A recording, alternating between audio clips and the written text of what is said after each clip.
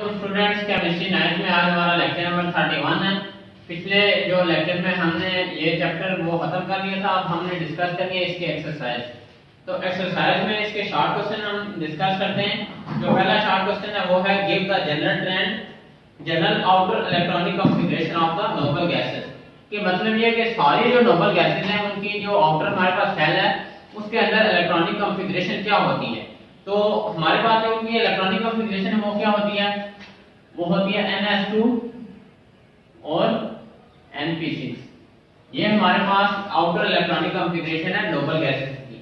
अब हमारे पास जितने भी नोबल गैसेस है, अब N का ये मतलब है कि यहाँ पर 1 भी आ सकता है, 2 भी आ सकता है, 3 भी आ सकता है, 4 भी, कोई भी हमारे पास जो नंबर है वो आ सकता है जो नेचुरल नंबर है। लेकिन यहाँ पर जो उसका S सब शेल होगा उसमें 2 इलेक्ट्रॉन आएंगे और जो P सब शेल है उसमें 6 इलेक्ट्रॉन आएंगे। जो हमारे पास लार्ज शेल होगा उसके S सब शेल में 2 इलेक्ट्रॉन और P सब शेल में 6 इलेक्ट्रॉन होंगे। मिसाल के तौर पे हमारे पास एक जो इलेक्ट्रॉन हमारे पास नोबल गैस है नियॉन।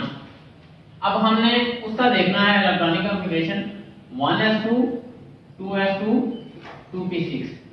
अब देखें, अब ये 1s2 को आप भूलें क्योंकि ये पहला हमारा शेल है। हमने बात करनी है वैलेंस शेल की। अब इसके वैलेंस शेल में हमारे पास S में 2 इलेक्ट्रॉन है और P में 6 इलेक्ट्रॉन है। अब देखें यहाँ पर भी 2 आया और यहाँ पर भी 2 आया है, ठीक है। N का ये मतलब है कि यहाँ पर कोई भी हमारा नंबर आ सकता है। ये हमारे पास सब शेल को जो डिनोट करता है, जाहिर करता है। तो हमारे पास जनरल जो इलेक्ट्रॉनिक कॉन्फ़िगरेशन होती है नोबल गैसेस की वो क्या होती है वैलेंस शेल में NH2 NP6। अब इसके बाद हमारा जो दूसरा क्वेश्चन है वो है कि नोबल गैसेस और लीस्ट रिएक्टिव। कि नोबल गैसेस हमारे पास क्या होती हैं, लीस्ट रिएक्टिव होती हैं। इसकी वजह क्या है? अब नोबल गैसेस की लीस्ट रिएक्टिव होने की वजह ये है कि उनका जो आउटर हमारे पास शेल होता है वो क्या होता है, कंप्लीटली फिल्ड होता है, ठीक है। Noble gases have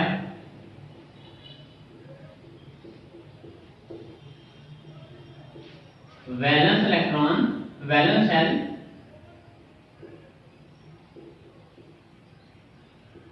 completely filled, ठीक है। नोबल गैसेस के पास कंप्लीटली फिल्ड वैलेंस जो शेल होता है। इस वजह से अब हम इनको ना ही तो इनसे इलेक्ट्रॉन लूज करवा सकते हैं और ना ही इनमें इलेक्ट्रॉन ऐड करवा सकते हैं। इसलिए नोबल गैसेस क्या होती हैं, लीस्ट रिएक्टिव, सबसे कम रिएक्टिव होती हैं बाकी जितने भी एलिमेंट हैं उनके निस्बत। अब कैसे, अब हमारे पास जो नियॉन है 1s2 2s2 2p6। अब देखें 6 + 2 8, इसके वैलेंस शेल में 8 इलेक्ट्रॉन पूरे। इसका मतलब ये होगा कि इसका ऑक्टेट क्या है, कंप्लीट है। ऑक्टेट कंप्लीट का ये मतलब है कि वैलेंस शेल में 8 इलेक्ट्रॉन मौजूद हैं। अब ये ना तो मजीद इलेक्ट्रॉन हासिल कर सकता है और ना ये अपना इलेक्ट्रॉन किसी दूसरे जो एलिमेंट को डोनेट कर सकता है, किसी दूसरे एटम को डोनेट कर सकता है। इसलिए हमारे पास नोबल गैसेस क्या होती हैं, ये लीस्ट रिएक्टिव होती हैं because they have valence shell completely filled, क्योंकि इनका वैलेंस शेल क्या होता है, कंप्लीटली फिल्ड होता है। अब हमारे पास आगे जो इससे अगला क्वेश्चन है तीसरा, वो क्वेश्चन है what is the meaning of an atom और an ion is isoelectronic with a noble gas. कि हमारे पास कोई भी जो एटम होता है या आयन होता है वो आइसोइलेक्ट्रॉनिक कैसे होता है जो किसी भी नोबल गैस के साथ। आइसोइलेक्ट्रॉनिक का ये मतलब होता है, आइसो कहते हैं सेम को, इलेक्ट्रॉनिक इलेक्ट्रॉन। आइसोइलेक्ट्रॉनिक का ये मतलब है कि सेम नंबर ऑफ इलेक्ट्रॉन। कि हमारे पास जो दोनों एटम या जो आयन मौजूद है, एक एटम और एक आयन, उसके जो इलेक्ट्रॉन की तादाद है वो नोबल गैसेस के साथ मिलती जुलती है। आइसोइलेक्ट्रॉनिक का मतलब यह है कि सेम नंबर ऑफ इलेक्ट्रॉन, कि दोनों एटम्स के पास इलेक्ट्रॉन की जो तादाद है वो क्या है, सेम है। तो एक जो एटम है वो हमारे पास जो आइसोइलेक्ट्रॉनिक कब होता है, जब उसका वैलेंस शेल कंप्लीटली फिल्ड होता है नोबल गैसेस के, क्योंकि नोबल गैसेस का भी जो शेल है वो कंप्लीटली फिल्ड होता है। अब इसके हम एग्जांपल लेते हैं, हमारे पास क्लोरीन है। अब क्लोरीन का एटॉमिक नंबर है 17। तो जब ये क्लोरीन आयन बनता है तो ये एक इलेक्ट्रॉन हासिल कर लेता है, तो इसके ऊपर नेगेटिव चार्ज आ जाता है, तो इसके इलेक्ट्रॉन की तादाद कितनी हो जाती है, 18। अब हमें पता है कि हमारे पास जो नोबल गैस है आर्गन, उसका एटॉमिक नंबर भी क्या है 18 है। तो देखें क्लोरीन आयन बना, इसके पास भी 18 इलेक्ट्रॉन है और आर्गन के पास भी 18 इलेक्ट्रॉन है। इसका मतलब ये हुआ कि यहाँ पर आर्गन और क्लोरीन आपस में क्या हो गए, आइसो इलेक्ट्रॉनिक हो गए, इनके इलेक्ट्रॉन की तादाद क्या है, सेम हो चुकी हुई है। अब उसके बाद हम जो अगला जो क्वेश्चन है वो क्या है,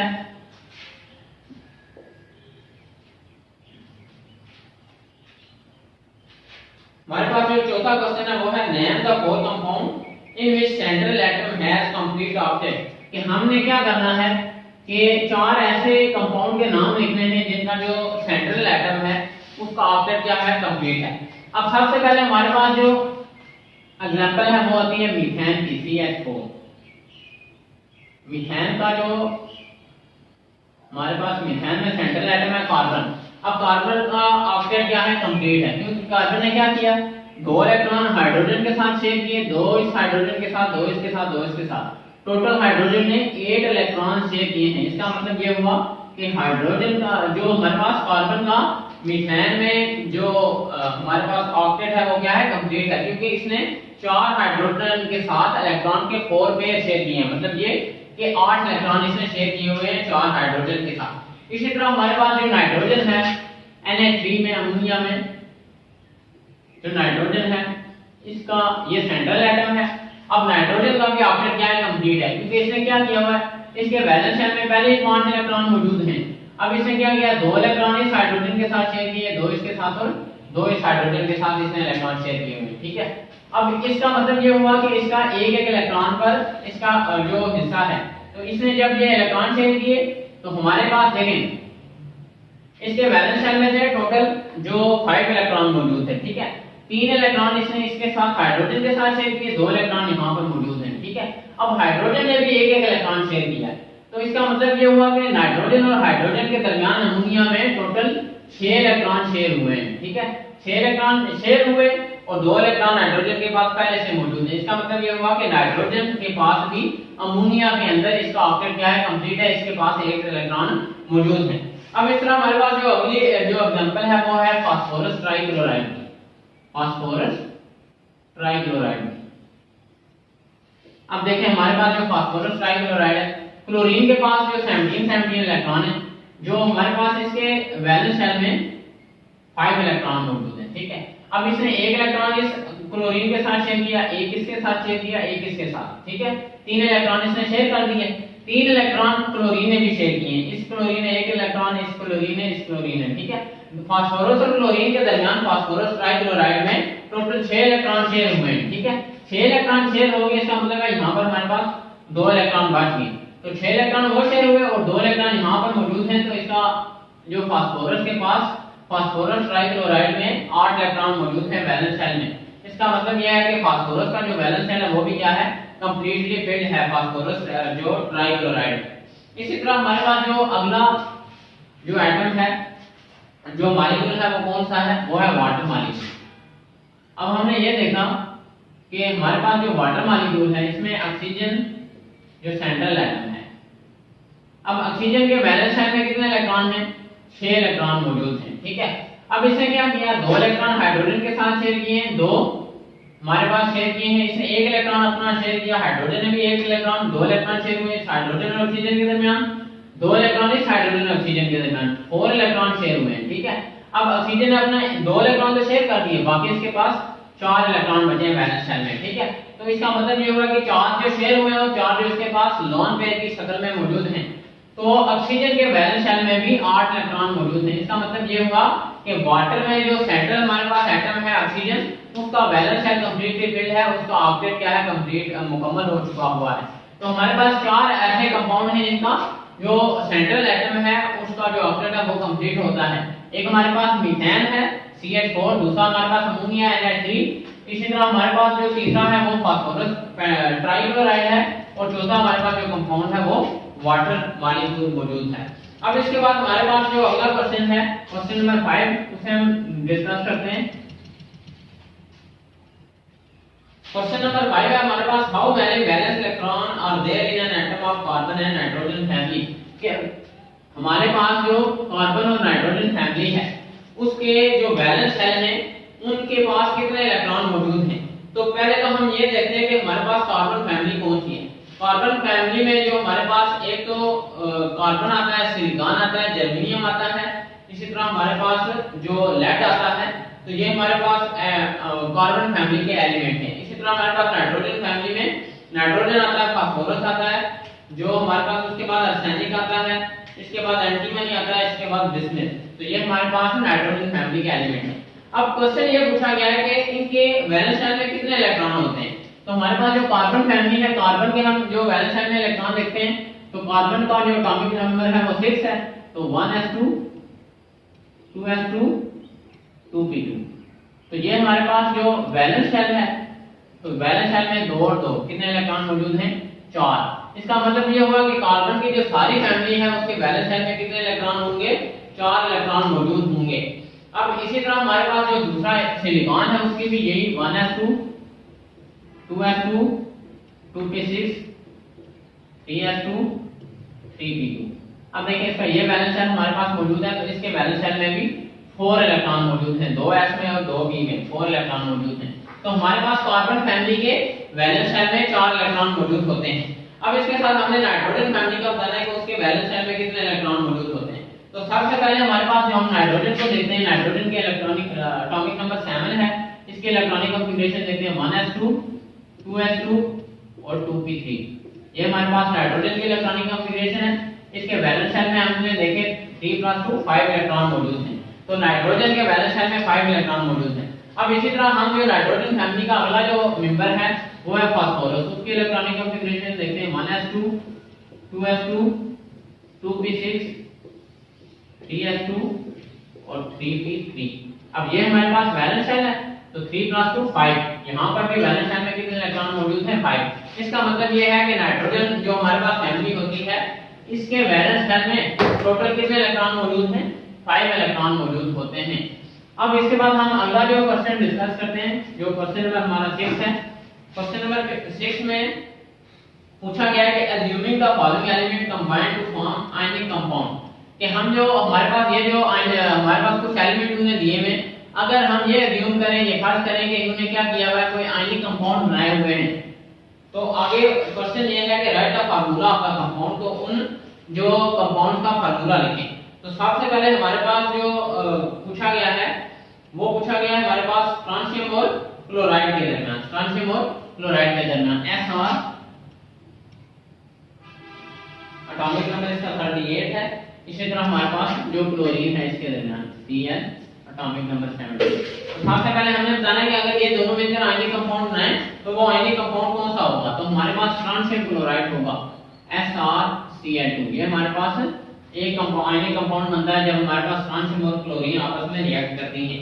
इसी तरह हमारे पास जो दूसरा जो एलिमेंट है वो कौन सा है, हमारे पास जो दूसरा एलिमेंट है वो है रुबिडियम एंड सल्फर। रुबिडियम और सल्फर का हमने बताना है कि ये जब दोनों मिलते हैं तो इनका जो कौन सा आयनिक कंपाउंड बनाते हैं। सल्फर का हमारे पास 16 है और रुबिडियम का एटॉमिक नंबर क्या है 37। तो ये दोनों मिलकर हमारे पास रुबिडियम सल्फाइड बनाते हैं Rb2s। ठीक है, रुबिडियम सल्फाइड ये दोनों मिलकर आयनिक कंपाउंड बनाते हैं। इसी तरह हमारे पास जो तीसरे जो एलिमेंट है वो है एल्युमिनियम, जिसका एटॉमिक नंबर हमारे पास 13 आता है। इसी तरह हमारे पास दूसरा जो एलिमेंट है वो दोबारा सल्फर है। एल्युमिनियम और सल्फर के दरमियान हमें बताना है कि ये दोनों मिलकर कौन सा आयनिक कंपाउंड बनाते हैं।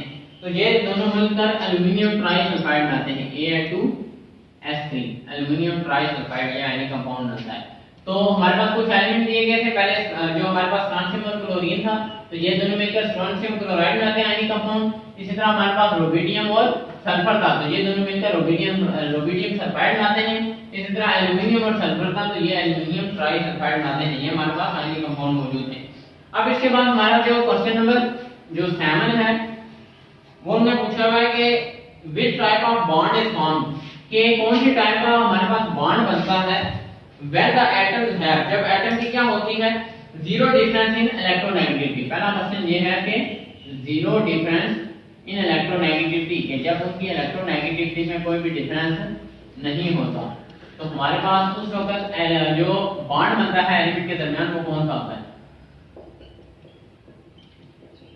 तो आपने याद रखना है कि जब दो जो हमारे पास एटम्स होते हैं उनके जो एलिमेंट होते हैं उनके दरमियान जब इलेक्ट्रोनेगेटिविटी का डिफरेंस नहीं होता तो हमारे पास उस वक्त नॉन पोलर जो कंपाउंड बनते हैं, नॉन पोलर कोवलेंट कंपाउंड बनते हैं, नॉन पोलर कोवलेंट बॉन्ड बनता है। ठीक है, नॉन पोलर कोवलेंट बॉन्ड बनता है जब हमारे पास दो एलिमेंट के दरमियान जो इलेक्ट्रोनेगेटिविटी डिफरेंस है वो जीरो होता है। बिल्कुल मिसाल के तौर पे हमारे पास हाइड्रोजन है, अब हाइड्रोजन दूसरे हाइड्रोजन के साथ मिलकर H2 बनाती है। H2 हमें पता है कि H2 के अंदर नॉन पोलर कोवलेंट बॉन्ड होता है, तो नॉन पोलर कोवलेंट बॉन्ड मौजूद है क्योंकि इलेक्ट्रोनेगेटिविटी का डिफरेंस क्या है, जीरो है।